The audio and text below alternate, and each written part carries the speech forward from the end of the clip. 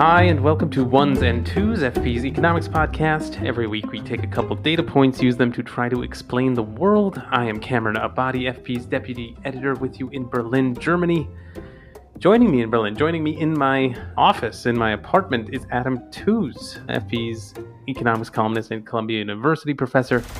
Hi, Adam. Hi, Cam. Okay, so 2 segments, as usual. In the second half of the show, we are going to be talking about Chiquita, the banana and produce company, which was just involved in the news, a kind of groundbreaking lawsuit. So stick around to hear about the details there and the history of Chiquita, which is fascinating. But first, something else that is coming up in the news soon.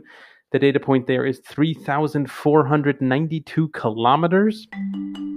That is the length of this year's Tour de France. So, of course, the Tour de France is the world's biggest bike race. It is also the leading event in the men's professional cycling calendar. Basically, riders from around the world strive their entire careers to win the event, or even just to finish the event, because it's so grueling. To win the 2024 Tour de France starts June 29th in Florence, Italy, runs for 3 weeks up in the high mountains. Well, we're going to take a look at the 4 riders you need to keep your eyes on, their strengths the big and their 4 weaknesses. ahead of the Tour de France. How do we rate the chances of Vingegaard, Pogačar, Roglic and Evenepoel with under 3 weeks to go until the start? Generally, it's a celebration of cycling, and it's also a celebration of the country of France, where the race takes place every year, including all 21 of its stages, with a mixture of flat, hilly, mountainous days. They take a slightly different route every year. I think this one is a particularly long one. But yeah, we thought we'd dig into the economics of the race. So, Adam, in reading about this, it struck me that the Tour de France has its origins actually in a kind of business competition between 2 rival sports newspapers. It was a competition, from what I could tell, that was kind of tied to early 20th century politics, including far-right politics in France. That's timely in its own way with an upcoming election. Could you kind of unpack what exactly was going on here? Yeah, it's an amazing story that I wasn't familiar with until we embarked on this. At the turn of the century, the Third Republic in France, so it's the Third Republic, because the First Republic was the French Revolution of the 18th century, then there was a Revolutionary Republic in the 19th century, and then the Third is created after 1871. And it is a notoriously divided polity, and in the 1890s it split bitterly over the so-called Dreyfus affair, which was a situation when in 1894 a Jewish officer in the French army was scapegoated as a German spy by reactionary anti-Semitic groups. And the left wing and the liberal press sided with Dreyfus and eventually secured a retrial and his acquittal. And so it became like a key rallying point of the French centre and left. It's the precursor to the Popular Front of the 1930s, which is now being reprised again in the effort to try and keep Le Pen and her party away from power in France. But there's always been a right-wing, aristocratic, pro-business and profoundly anti-Semitic politics in France, and they struck back in the early 1900s.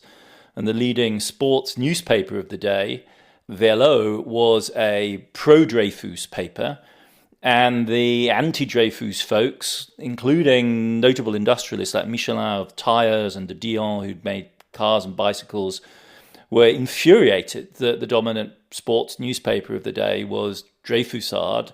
They found themselves imbibing, if you like, radical pro-Dreyfus news whilst just trying to get the scores, and decided to set up their own newspaper, their own sports newspaper called Autovelo, which they set up in 1903. It was kind of floundering against incumbents, and so they were looking for a big coup, some sort of publicity affair, and being nationalists and modernists, because, you know, they're de Dion, Michelin, they're in the business of modernizing France. France was a huge producer of bicycles and motor cars in the early 20th century. Americans aren't very aware of this because French cars never really made much of an impact on the American market, but Renault, Citroën were like big producers.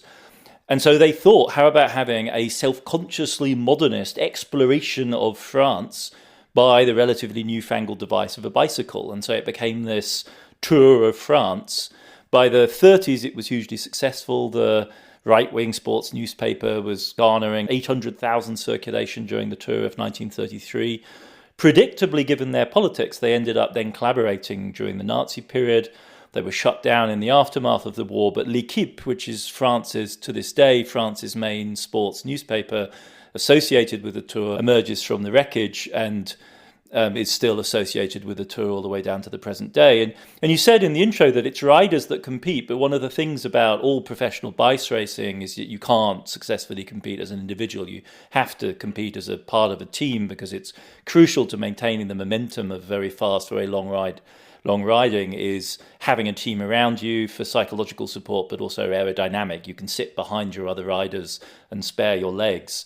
And what's really striking about the Tour is that very, very many of the teams are corporate teams. They ride for Telecom, for the Emirates. They ride for brands, though the individual riders, as you say, are heroes of particular stages or the race overall. Fascinating. And, despite that origin story with those newspapers, the Tour today is now run by a private company that's called the Amaury Sports Organization. Curious, these days, how does the Tour make money? What is the company doing to make money off of this? It's always been a problem, to be honest. The idea was that it was a lost loser and that it would drive circulation for the newspaper. In the 30s, they came up with, one of the striking things of the kind of carnival of the Tour as you watch it go around France, is you see the beautiful French scenery, but you also see this extraordinary cavalcade of accompanying vehicles that go with the riders, sometimes in hair-raising combinations of cars with people. They can change a wheel while the bicycle is still riding on the front wheel. But they came up with this idea of the caravan, which was essentially like a giant billboard that tracked around France as they went along. This is before television, of course, so you don't have television coverage. And that was really the big breakthrough, where the Tour was struggling for money in the 60s. And what they did was to essentially hand it over to Amaury, the sport organization, which came up with the idea essentially of doing TV broadcasting from the Tour. And it's from that moment onwards that it begins to attract a global audience and becomes for many people, it really is a kind of seasonal preoccupation. It's worth saying, it's not huge money. The estimates I found of the amount of revenue it generates are in the low hundreds of millions of dollars. This is not like a giant soccer tournament or basketball or baseball or American football. They're relatively modest amounts of money. The profit is maybe in the $10 to $20 million range. So this is not a huge business. And the riders on the Tour itself don't get rich either. So coming in with the yellow jersey, which is the overall winner, is the prize money recently as 2018, 2019 was relatively modest. I think it was only about $500,000 for a race which can kill people from the sheer scale of physical exertion. A stage win is €11,000. So as you were saying, for many riders, winning a single stage of the Tour, that's one day of racing, is a lifetime's achievement. Many of them are specialists, they're sprinters or they're mountain specialists. They can't hope to win the whole Tour, but to win one stage, one of the famous stages. But the actual prize money is peanuts. So these people are sustained by what they earn as part of teams, sponsorship of various types. But bike riding is it's not mega sports. These people are not sort of superstar earners in the way that the big stars of soccer or basketball or American football are. I'm stunned by that winning a stage is €11,000, even just like transporting the bicycles to the. But that's just for the right. That's for the rider. Okay, for the rider. Still, I mean, there's a lifetime of training to be in that position. And I mean, maybe I don't know. These are the numbers I found, but I think this is the kind of ballpark. Yeah, I mean, and the blood, sweat, and tears. It's a pure, it involves all sorts of different skills, but above all, the Tour is about endurance and grit, right? Yeah, it's worth keeping this in mind as the Olympics come up. Just all those competitions and all those athletes. Obviously they're not getting rich off their sports either. Anyway. I actually wanted to ask about the class politics of the Tour de France. On one hand, as we're sort of alluding to, the purpose of the event, in some sense, is to foster a sense of national cohesion.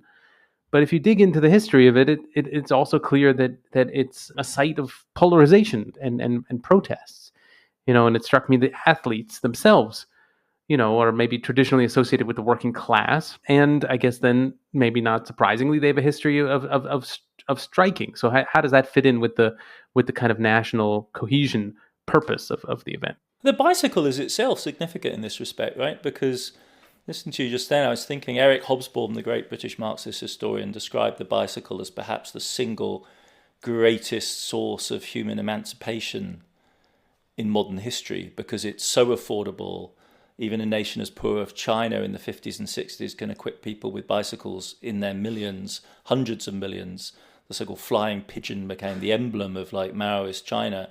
And with a bicycle, if you're reasonably fit, you can do 100 kilometers a day without really killing yourself. And that means you can travel, you can get around. So it was one of the main, whilst the design of the bicycle had stabilized in its basic modern form, it becomes the main form of mobility for working class people in most of the world. So originally the riders it was a class sport. I mean, a lot of sport in the late 19th, early 20th century has this gentleman players distinction. There are gentlemen athletes who do it for fun, and the players are the actual guys who sweat blood, sweat and tears for the money. And certainly the Tour de France had that kind of attitude at first. That, I mean, the very disagreeable people that came up with the idea, Henri de Grange, described the race. The aim of the race was not that one person would win, but that only one man would finish. In other words, it was like a Darwinian test of grit. It was more like gladiatorial, like last man standing and everyone else is dead. The idea was to just attrit, as it were, all of the teams. The riders were overwhelmingly tough working class men for whom it was worth taking the pain. And in 24, there was in fact an uprising of the so-called chain gang of labourers of the road, led by the reigning champion, Henri Pélissier at the time, who essentially engaged in a strike against the organisers. France in the 20s and 30s was a hotbed of radical politics. The Communist Party, L'Humanité, protested against the excessive fatigue, suffering and pain of the riders on the Tour. Riders wanted to be treated as men, not dogs, was the slogan at the time. I mean, since then, the riders who were known as pedal workers for a while, pédalos, have settled into a more cooperative mood. It's more corporate, but the Tour has been regularly used for various types of protest on the Tour. So you'll see blockades, efforts to, attract global political attention. Exiled Spanish anarcho-syndicalist groups at various points interrupted the Tour in the 70s. So it is a national stage for the French in their national tradition to express various types of protest. Increasingly, though, the sport has come to dominate, and it has taken on a more professional aspect, even if, as we were saying, the returns are much lower than they would be in something like soccer. So what if we were to look at the event through a technological lens? I mean, I imagine over time there have been various technological improvements on the bicycle itself, over the past century.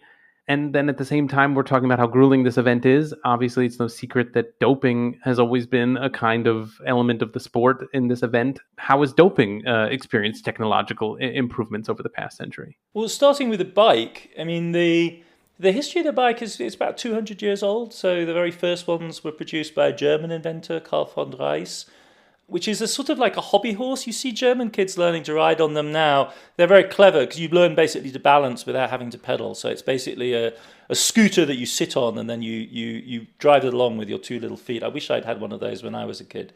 The 1870s saw the famous high-wheeled bikes that most people will have seen photos of, these kind of ludicrous things with giant front wheels and tiny ones at the back.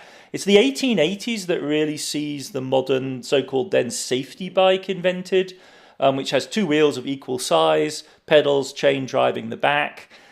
That's essentially the structure, and then the diamond shape of the frame, which emerges as the dominant mode in the late 19th century. If you add in Dunlop's invention of pneumatic bicycle tires in the 1880s, late 1880s, 1888, you basically got the frame of a modern bicycle. And those were the kind of bikes which are still ridden all over the world, are still ridden on the race, essentially. So it freezes in shape, and then it becomes a mass-produced article very quickly. Along with the sewing machine, the bicycle is one of the first things to be mass-produced. And it's crucial because it's light and strong, and so you can do other things like add an internal combustion engine, make a car, which you can't do if you start with a horse and cart because it's too heavy, because it's not built to be light and strong. But a bicycle has to be light and strong because a human's got to pedal it. So you add an internal combustion engine, you have a car. And one step further than that is you add wings and an internal combustion engine to a bicycle design, and you have an airplane. So the bicycle, with this combination of the emphasis on extreme lightweight, because a human, not a horse, is driving it, and you're not going to use it for pulling, carts initially, becomes a key test bed for early 20th century mobility. It starts with the bike.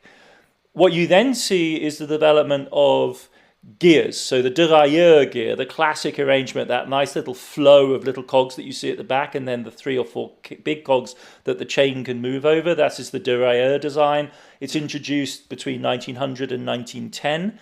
But the cruelty of the Tour is that in bike racing through to the interwar period, you weren't allowed to use more than generally only 2 gears.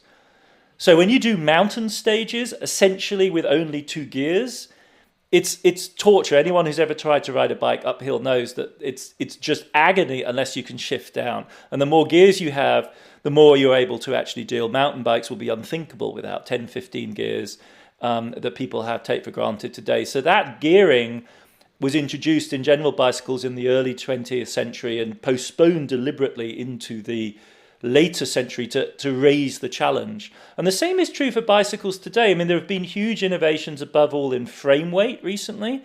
They could make them feather light, less than a kilo, if you use the titanium carbon fiber. But the Tour de France actually sets a minimum frame weight, and they add weights to the bicycles to bring them up to that weight nowadays. So if technology was allowed its full play, they could be even lighter. The final stage of intervention now has been the derailleur gears, which are electronically operated rather than being operated by wire. So most of us will be familiar with a wire gear which runs from a lever around the handlebars or on the frame to the back. On the extreme racing bikes, it's electronically operated to save weight. It's just like fly-by-wire with modern airplanes, where there used to be a series of pulleys that go back to the flaps on the airplane. And nowadays it's all fly-by-wire, so it's electronic. So bicycles adopt that kind of technology as well. The latest thing is brakes, and the question is at what point will they move to disc brakes? Because when you're doing really extreme downhill biking with no holds barred, the brakes overheat, then they lose their ability to stop the bike, and it's very dangerous. And so disc braking would be, a further step, but they're relatively heavy. So the question is, how do you combine them? So there has been evolution, but the striking thing about it is that early design got set, and we've run with it ever since.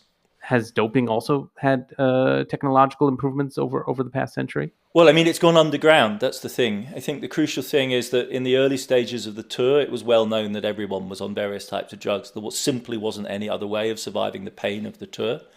And the entire gamut of 20th century narcotics were used: alcohol, various types of amphetamine, every known painkiller, so as to be able to sustain the impact on the body of day after day after day after day of depleting anaerobic work. I mean, it's just, it's like as though you rode 2,500 kilometers. I mean, rowing being another one of these sports, which is all about the ability to survive the agony of anaerobic and the acid that builds up in your body.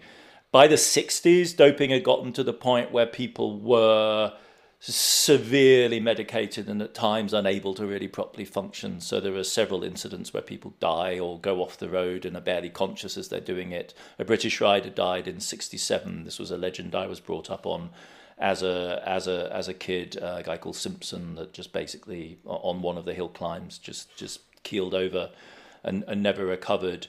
There's been a push since the early 70s to try and take it out of the sport, but you can do a listing of everyone who's ever won the Tour de France, and an astonishingly large percentage of them have at one point or other tested positive for various types of doping. The one that people think about, of course, is Lance Armstrong. But in fairness to him, he was operating in a world in which, I don't want to slander professional bike riders. I think rather the opposite is to say it was so normalized that it's quite difficult to see it as a culture of kind of exceptional duplicity. It was a race which basically taxed body chemistry and, the lightness and robustness of bicycles to the absolute limit, and that was the name of the game. There has been a very, very serious push recently to try and eliminate drugs, and that is now, I think, to the satisfaction of, after Armstrong was banned for life and stripped of all of his titles in 2012, there is a kind of fundamental, effort to try and clean up the Tour. But given the nature of the exercise, it is the sort of sport where you do have to wonder, where the boundary has to be drawn here. It sounds like the event was always impure in this sense. Like it was always, it sounds like almost doping was part of it from the beginning. So why this sort of delusion that what purity are we trying to recover in this effort? But yeah, finally, I guess I wanted to ask about the event's relationship to the environment. Obviously, cycling as an activity is associated with sustainability, especially as a replacement for other modes of mobility. But how about the Tour de France event itself? I mean, what can we say about the event's environmental sustainability? I think you could make all the usual kind of carping criticisms of this kind of event, that it generates a lot of trash, there's an awful lot of vehicles driving around. Increasingly it's easy to see how those could be electrified. It's a perfect event for electrification. You do stage by stage by stage, each one's 5 or 6 hours, you charge the vehicles up. All of that seems fixable. I think the more serious question about the Tour is how far it's survivable in an age of climate change.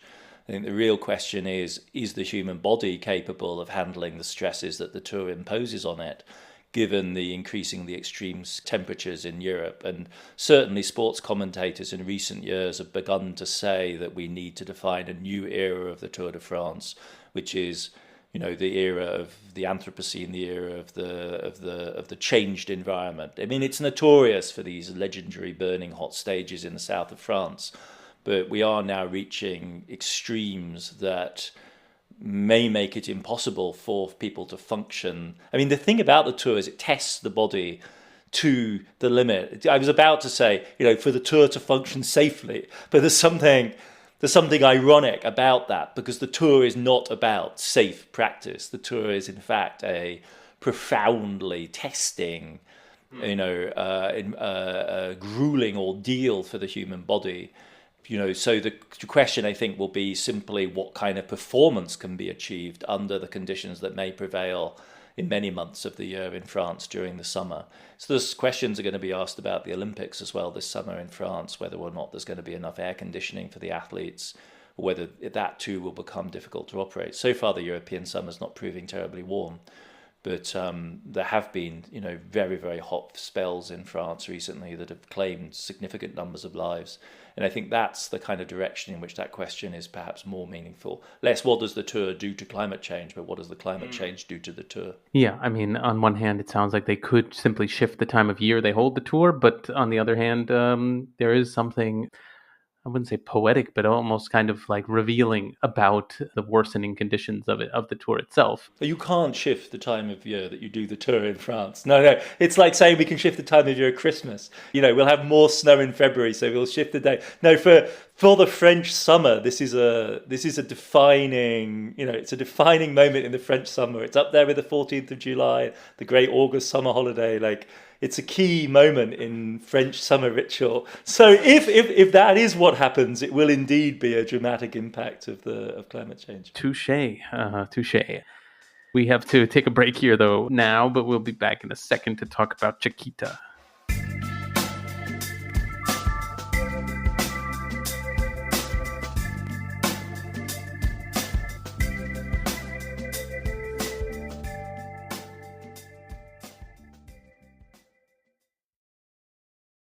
Welcome back. Our next data point is $38.3 million. That is the amount of money that a jury in South Florida ordered should be paid to 16 family members of farmers and other civilians who were killed in separate episodes by the United Self-Defense Forces of Colombia. That's a right-wing paramilitary group that was active in Colombia for much of the 1990s and 2000s. The company that is obliged to pay that money is Chiquita, which is a produce company known in the United States and around the world for producing bananas, among other fruits. And Chiquita was found guilty of bankrolling this paramilitary group, which is why it's being held liable for those deaths. And this was a groundbreaking case because it amounts to one of the first times that a company is being held liable in a U.S. court for human rights violations elsewhere in the world. And when you scratch the surface of Chiquita, one realizes that this is the kind of culmination of a long history that Chiquita has in South America related to violence. And we thought we'd sort of unpack the history of the Chiquita company and how it came to this specific ruling. So, Adam, I'm curious just to start off with bananas, because Chiquita is so associated with bananas in the United States.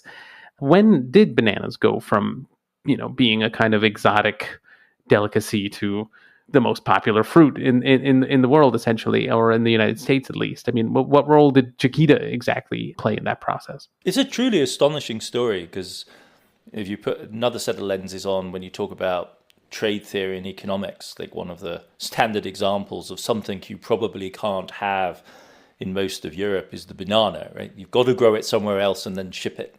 And you really do. It's a delicate tropical fruit that in no way can be nativized in an efficient way outside the tropics. It has to be picked and packed by hand, shipped, delivered quickly or refrigerated all the way along. And it's a truly astonishing achievement of the development of global capitalism that the banana in the form that we know it today really is the generic fruit that it is. And it goes back to the 1880s. Two American businessmen, Andrew Preston and Minor Cooper Keith, began importing what were then Gros Michel bananas under the auspices of the Boston Fruit Company. And that would then become the United Fruit Company and then Chiquita. And they built a cold chain. They built a packaging system, a storage system that would keep the bananas in good shape to make them available to American customers. They kept the prices low. They, in Jamaica, they built agricultural plantations. They built railways. They equipped themselves with a shipping fleet to ship the bananas. Not for nothing, many of the nations of the Caribbean, Central America, not so much South, but Central America, were known as banana republics. And when Gros Michel variety was hit by Panama disease fungus in the 50s and 60s, they then innovated and introduced a new brand, the one that we know today, the Cavendish banana, as the new standard industrial crop banana. As many of us know, it's quite a bland thing, but it's tough, it withstands shipping, and it's really the kind of ultimate industrial agricultural product. In many ways, the banana is no less an engineered, industrially produced artifact than many consumer goods, many other mass-produced consumer goods like it. It's an entirely artificial, industrially produced agro-economical system with global reach. So, yeah, when you dig into the history of these plantations that Chiquita helped set up in South America, it becomes very quickly clear that the company is always sort of engaged in violence of various kinds on those plantations, to keep its workers in line, to keep them productive despite poor conditions. And that entire time, Chiquita was also a publicly traded company in the United States, in New York. And I'm curious, how much of its nefarious activities on the plantations was public knowledge, and how much of it was sort of concealed from, investors and the broader public. I mean, I'm just curious how a company maintains what seems to me like a kind of schizophrenic identity. On one hand, overseeing, de facto military operations on its plantations, and on the other, kind of writing catchy jingles for the public on the radio or televisions. How does it handle that? I think you're right that any plantation agriculture of this type, which involves tough labor on plantations which are going to produce goods which are going to be shipped abroad, obviously has its origins in the slave economies of the Caribbean. There's an argument to be made that it was in the slave-based plantation economies that were centered around sugar in the Caribbean region that various types of industrial labor, factory-style production were for the first time carried out and tried out.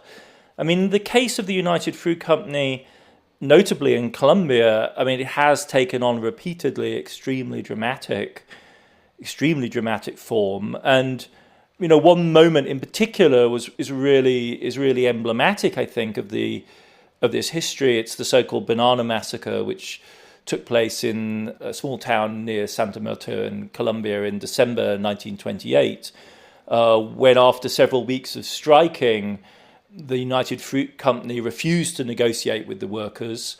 There was an appeal to the outside for American assistance. There was the threat that America would intervene. In part, under the threat of American external intervention, conservative forces in Colombia itself then dispatched military forces to the region. And if you like, in the name of preserving Colombian autonomy against the threat of American intervention on the one hand, and on the other hand, in the interest of suppressing what was being stylized and described as a communist insurgency against the powers that be in Colombia, the Colombian troops opened fire and killed, depending on who you talk to, whether it's the official report afterwards, 47 people, or well-attested unofficial reports which put the figure closer to 2,000, in any case inflicted a horrendous massacre on this striking population, which was then immortalized. It becomes a standing reference point in Colombian politics and is truly immortalized in Gabriel Garcia Marquez's novel 100 Years of Solitude. So from that moment onwards, really, there's no secret about the kind of violence that's necessary to sustain this kind of production in the face of left-wing challenge in South America, in Colombia's case, or Central America in general. But it's not made a secret of, because what you're basically saying is, we will defend this interest. This is also what you say to your shareholders. We will defend this interest. We are threatened with communism. This is a legitimate use of force. And we will call on both the powers of the United States government and if not, and if supplementary to that, the local authorities to ensure that our control remains in place. And that, I think, is the kind of tough logic behind this. It's not a secret. It's really not a secret at all. It's actually an overt promise that when push comes to shove, your interests will indeed be defended. Yeah, I know when you look into this history, you come to the 1990s and a period that's referred to as the Banana Wars. And that I thought was interesting in a related way. Basically, during this period of time, if I understand correctly, there was a competitor to Chiquita that was sort of emerging in the region. And Chiquita basically decided to try to eliminate that competition through influencing the local government. I mean, basically using the local government to regulate its competition out of existence. And, that influence over the regional governments by this private company was quite remarkable, it seemed to me. I mean, how did Chiquita maintain control over the Latin American governments where it operated? I mean, what mechanisms exactly does it use to exert that control? And did it have assistance through the U.S. government itself, through the state? Or was it operating on its own? I think there are three different levels of violence which are ongoing in Colombia in the period, right? There is the relatively politicized violence, which is centered around the left-wing guerrilla organization FARC. There are the drug wars, which are ongoing in other parts of Colombia at the same time. And then there is this struggle, as you're saying, for control of the best banana growing regions. There is the level of national government and the effort of control. What has got Chiquita into the courthouse is the fact that they were collaborating at the local level with local police, local military, and local paramilitaries against left-wing guerrillas. One of the crucial roles that Chiquita and other players like that play, however, goes well beyond the local and operates at the global level, because what was going on in the 1990s was the other banana war, the metaphorical banana war, was over the question of access to the European Union's markets for Latin American and Caribbean grown bananas, because the Europeans wanted to give preference to their former colonies in the Caribbean and the so-called American bananas, which were those produced in the banana republics controlled by the United States, notionally by United Fruit in particular. gain the leverage that they did, in part because they were backed by American interests. So the United States government will go to bat for, quote unquote, Colombia's banana exports in its dealings with the EU.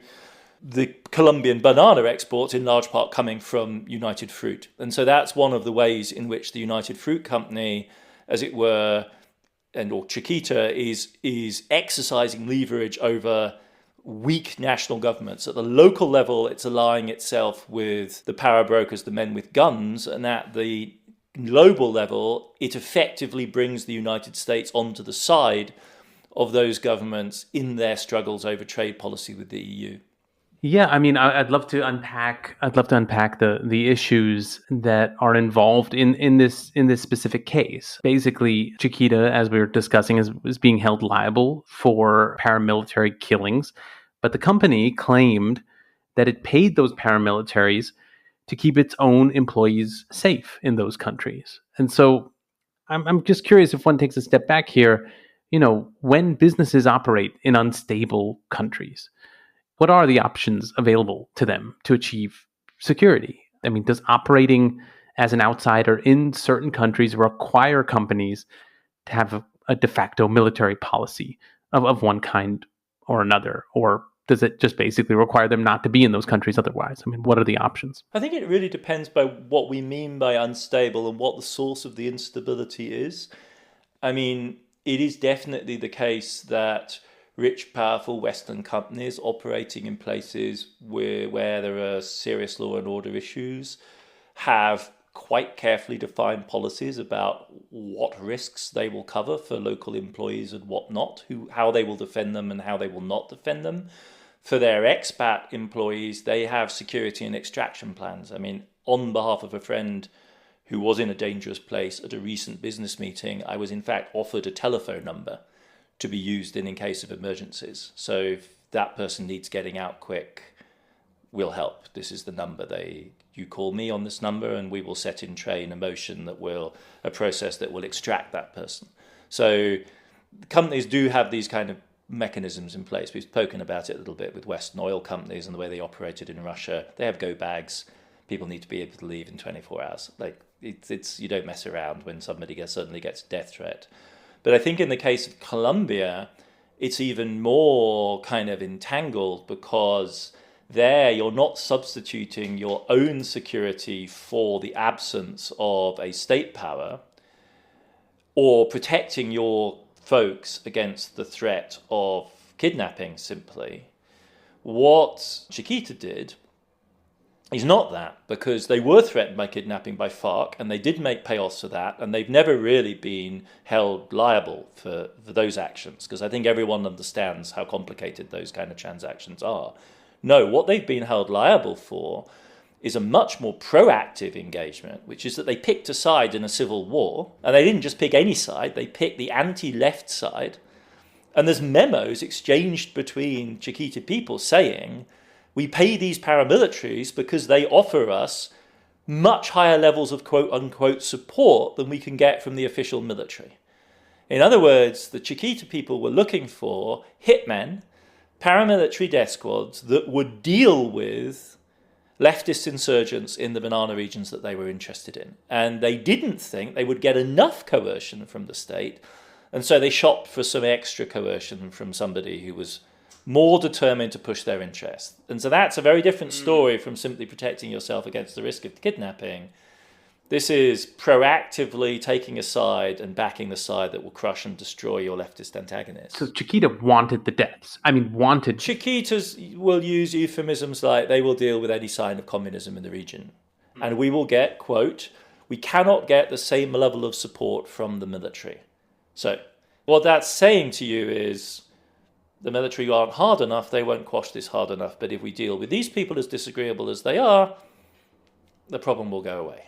Got it, yeah. So even if some kind of defensive policy is necessary, Chiquita clearly went above and beyond in ways that are, led to this groundbreaking judgment. Yeah, fascinating history. Even one we can keep in mind, I guess, now every time we eat a banana, which I may do after we finish podcasting right now. Otherwise, we will be back next week with new data points.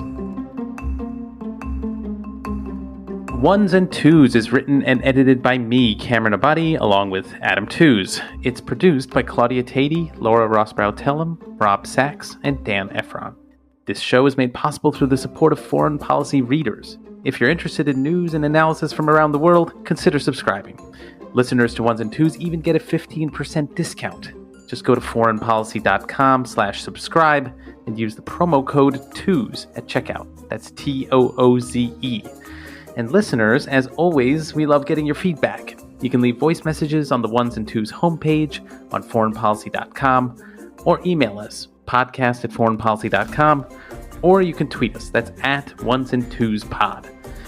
Thanks very much for listening, and we'll be back in your feed next week.